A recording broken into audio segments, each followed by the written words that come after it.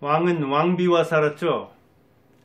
왕의 여자에는 비에서부터 시작해서 빈, 숙이 여러 계급이 있습니다. 왕비에서 낳은 왕자를 대개 왕으로 삼지만 그렇지 않은 경우도 많았죠. 그러면 왕비가 아닌 왕의 여자들은 누가 됐을까요? 그것은 편한 여자입니다. 쉬운 여자가 아니라 외모와 내면이 조화를 이룬 편안한 여자였습니다. 집안 아닙니다. 학문 아니죠. 싸나운 여자 말할 것도 없이 아니죠. 잔소리하는 여자 아닙니다. 공감하고 인정해주는, 아니 왕이면 천하에 자기보다 높은 사람이 없는데 왜 이렇게 여자의 눈치를 봤을까요? 왕도 이렇게 자기 마음대로 할 수 없었습니다. 다른 사람을, 특히 여자를. 그런데 조선시대 궁궐에는 여자들이 얼마나 많았을까요? 수백 명이 있었습니다. 대개 몇백 명 안팎이라고 합니다. 궁녀들을 포함하니까요. 그런데 그 궁녀들 중에 왕의 여자가 되고 그리고 왕의 어머니가 된 사람은 얼마나 될까요? 극히 드뭅니다. 그 중에 유명한 사람이 영조를 낳은 숙빈 최씨죠. 숙빈 최씨는 제가 사는 이 전라북도 태인 사람이라고 합니다. 태인이 있고 신태인, 정읍, 태인, 신태인이 있는데 태인 사람이라고 하는데 신태인인지 기억이 좀 그런데 하여간 태인 사람입니다. 거의 고하다시피 한 이 천하 고하가 되다시피 한 숙빈 최씨가 궁궐로 들어가서 궁녀가 된 다음에 숙빈 최씨가 된 겁니다. 그래서 왕자를 셋 낳았는데 그 중에 둘은 일찍 잃고 한 명 연인궁, 그가 영조가 되는 거죠. 그 아버지는 말할 것도 없이 숙종이죠. 얼마나 유명합니까? 인현왕후 전에 인현왕후 왕자를 못 뒀죠. 왕자를 6명 뒀더라고요. 숙종은. 그 유명한 역시 장희빈한테서 왕자를 얻었죠. 그가 바로 경종인데 경종은 제2 1, 2년 만에 죽게 되잖아요. 근데 거기에 또 이 영조가 관여된 게 아니냐 해서 그는 어머니 최씨가 궁녀 중에서도 어찌 보면 아주 낮은 계급인 무수리 출신이라고 하죠. 뭐 또 친모다 뭐 이런 얘기도 하는데 하여간 바느질을 하거나 아니면 물깃거나 부를 때는 궁녀 중에서도 낮은 계급에 속했던 숙빈 최씨의 아들 셋 중에 둘 빨리 잃고 하나가 살아남았는데 그가 영조가 돼서 조선시대에 가장 오래 집권한 사람이 되었죠. 그런데 왕비 셋이나 뒀는데 숙종이 왜, 자, 편안한 여자이면서 어찌 보면 복받은 여자, 그 여자가 궁녀 중에서도 채택돼가지고 간택돼가지고 이렇게 영조를 낳는 그런 영광을 받았는데 우리나라만 그랬느냐 조선만 그랬느냐 그렇잖아요. 왕의 여자가 된 사람을 연구한 사람의 결론이 그거예요. 유럽이든 동서고금을 통틀어서 최고 지도자의 정식 부인이 아닌 여자가 된 사람은 되게 편한 여자다 그렇게. 우리나라에서도 보면 이 재벌인데도 아주 최고 경영자인데도 뭐 이렇게 유부녀를 만나다든가 또 그 아이 있는 여자를 만나다든가 아니면 그 이를테면 뭐 그 이른바 어떤 영업을 하는데 술집이라든가 이런 데서 편한 여자를 만나가지고 이렇게 그와 정식 부인과는 큰 차이가 나는데도 사는 그런 경우들 우리가 볼 수 있잖아요. 그 재벌한테서만 볼 수 있는 게 아니라 우리 주변에서도 볼 수 있잖아요. 그런데 그게 궁궐에서도 그렇다니까요. 왕도 편한 여자를 좋아할 정도인데 그러면 젊은이들은 어떨까요? 노인들. 말할 것도 없이 편안한 노인을 좋아합니다. 노인은 나이 들면 다 되는 겁니다. 왕은 아무나 됩니까? 아까 그 숙종을 제가 이렇게 보니까 왕비가 셋이었는데 후궁은 몇 명이나 됐냐? 6명이에요, 6명. 그러니까 왕의 여자가 적어도 9명입니다. 그 중에 왕자는 6명이었는데 자기 아들이 왕 되는 게 그게 쉬운 겁니까? 수백 명 되는 궁녀 중에 왕의 간택을 받는 거, 후궁으로서, 궁녀로서 이거 쉬운 일입니까? 쉽지 않은 일이잖아요. 그런데 임금은 자기가 마음대로 할 수 있는 영역인데도 그렇지만 이 나약한 어찌 보면 부하인 청년들, 소년들은 노인들보다 훨씬 낫잖아요. 어찌 보면. 저도 참 대학에서 조교할 때, 강사할 때 교수들 이렇게 그 명절이면 찾아다니면서 인사하는 거 참 편안한 교수가 있는가 하면은 불편한 교수도 있었습니다. 찾아가서 한창 이야기를 해도 그냥 긴장을 안 해야 하는 교수도 있지만 찾아가기 전부터 걱정이 되고 스트레스 받는 교수도 있었거든요. 같은 교수인데도 그런 거예요. 이렇게 왕이면 같은 왕이 아니고 여자면 같은 여자가 아니고 교수면 같은 교수가 아닙니다.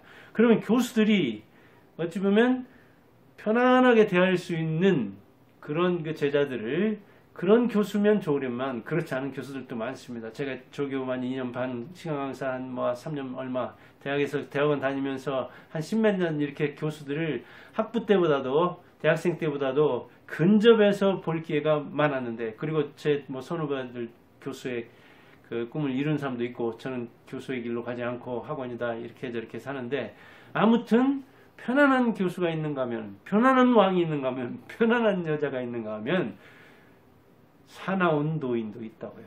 그래서 노인이 되려면, 편안한 노인이 되려면, 청장년이 좋아하는 노인이 되려면 어떻게 해야 되나? 제가 볼 때는 권위적이지 않아야 돼요. 아버지의 권, 부권, 임금의 권, 군권, 왕의 권, 왕권. 이거 자기가 권한 가지고 있다고 해서 그 권위가 생깁니까? 권위를 인정해 줘야죠. 밑에서 교수라고 인정해 줘야, 존경해야 교수가 되는 것이지.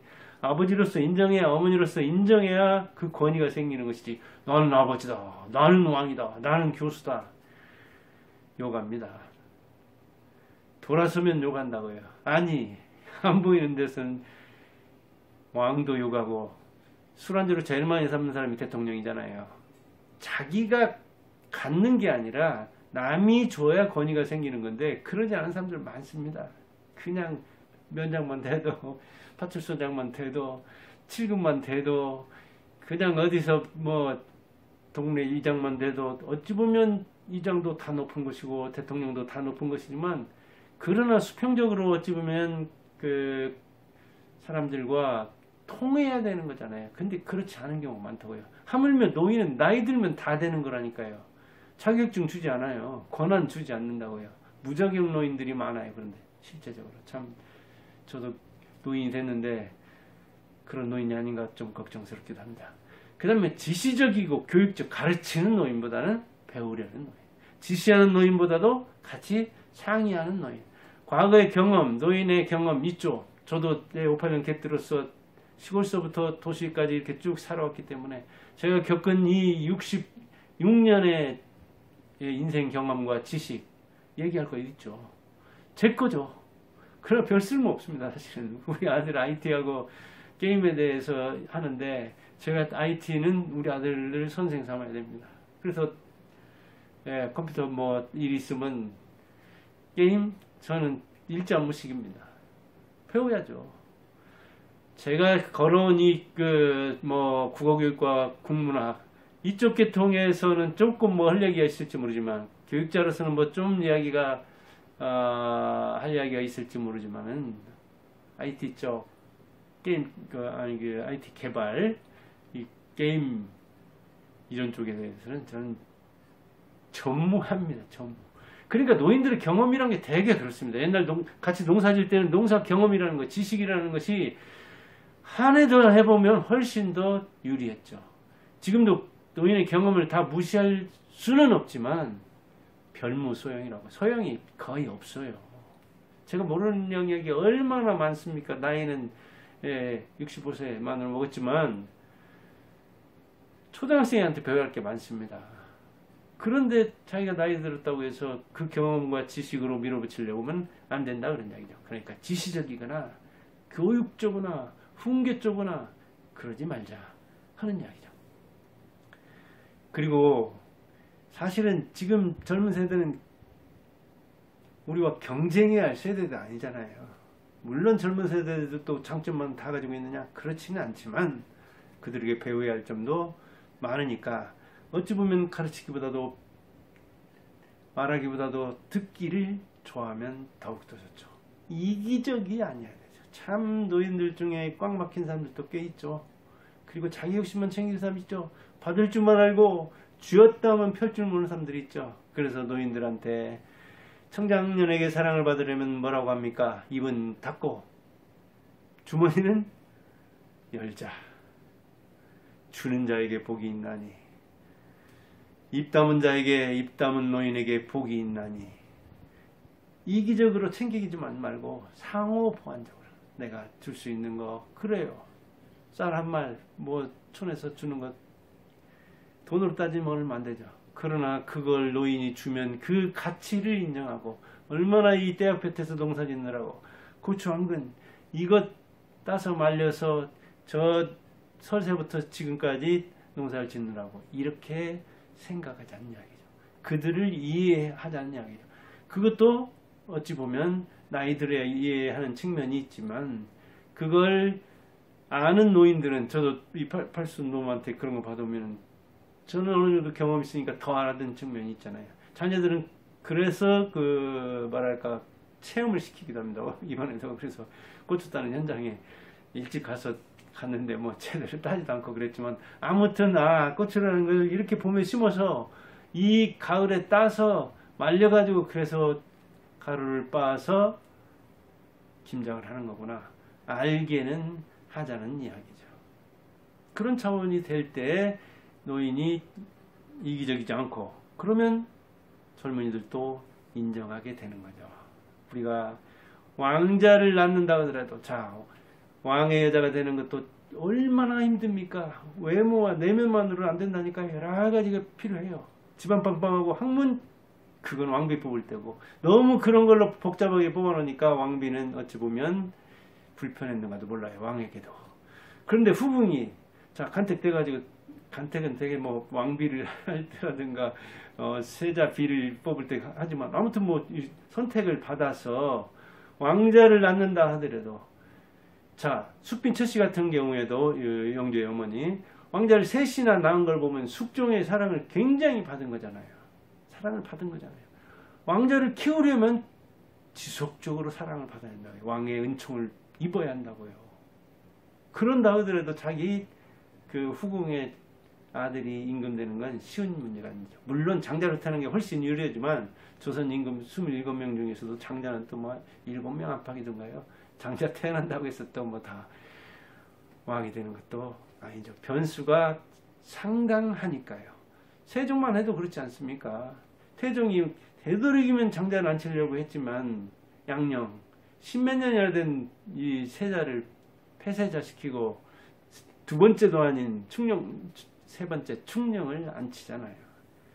그래서 뭐 성군이 태어난 측면도 있지만, 사실은 양령은 14년이던가요? 그 안팎에 세자 노릇하느라고 얼마나 스트레스를 받았겠습니까?